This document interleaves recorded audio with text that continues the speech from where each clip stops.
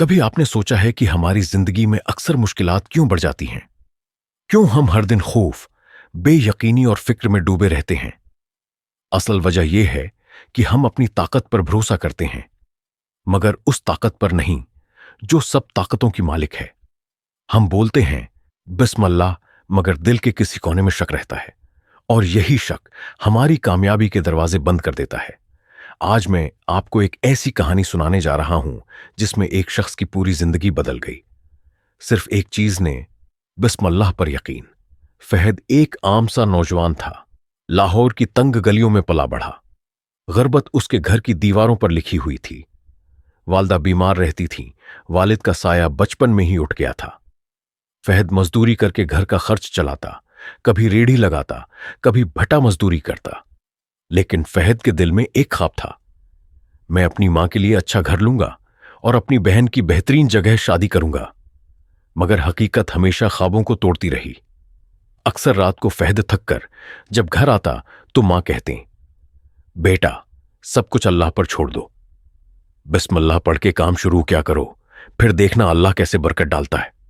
فہد مسکرا کر کہہ دیتا، امی یہ سب باتیں کتابوں میں اچھی لگتی ہیں، حقیقت میں تو دنیا پیسہ مانگتی ہے، قسمت مانگتی ہے۔ لیکن ایک دن ایسا آیا جب زندگی نے اسے جھنجھوڑ دیا۔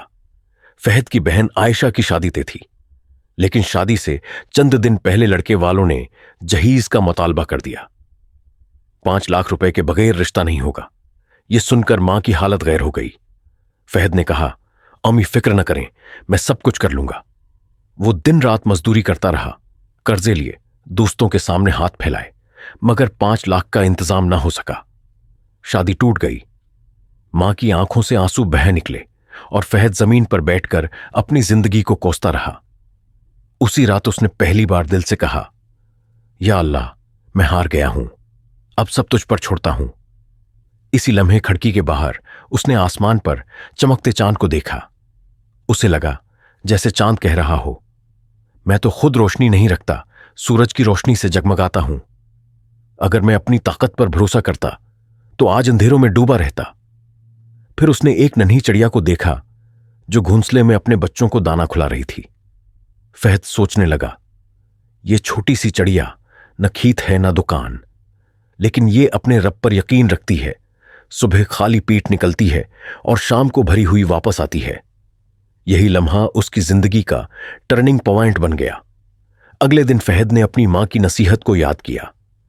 ہر کام شروع کرنے سے پہلے وہ دل سے بولا، بسم اللہ الرحمن الرحیم۔ اب وہ صرف لفظ نہیں کہتا تھا، بلکہ یقین کے ساتھ کہتا تھا۔ فہد نے ایک چھوٹی سی دکان کرائے پر لی۔ لوگ ہنستے تھے، یہ غریب لڑکا کیا کاروبار کرے گا؟ لیکن فہد کہتا، میرا کام بس محنت کرنا ہے، برکت ڈالنے والا اللہ ہے۔ شروع کے دن مشکل تھے، لیکن آہستہ آہستہ اس کی دکان چلنے لگی۔ جو سامان وہ بیچتا، اگلے دن اس کی ڈبل طلب آتی۔ گاہک کہتے، فہد بھائی آپ کا سامان عجیب برکت والا ہے۔ کچھ ہی سالوں میں اس کی چھوٹی دکان بڑی مارکیٹ میں بدل گئی۔ جہاں کبھی لوگ اس پر ہنستے تھے، آج وہ اس سے قرض مانگنے آتے تھے۔ اور پھر ایک دن اس کی بہن عائشہ کی شادی ایسے گھر میں ہوئی کہ پورے محلے نے کہا، یہ رشتہ قسمت والوں کو ملتا ہے۔ فہد نے اپنی کامیابی کا راز پوچھنے والوں سے صرف ایک جملہ کہا، میں نے بس اپنی ماں کی نصیحت مان لی، بسم اللہ پر یقین کر لیا۔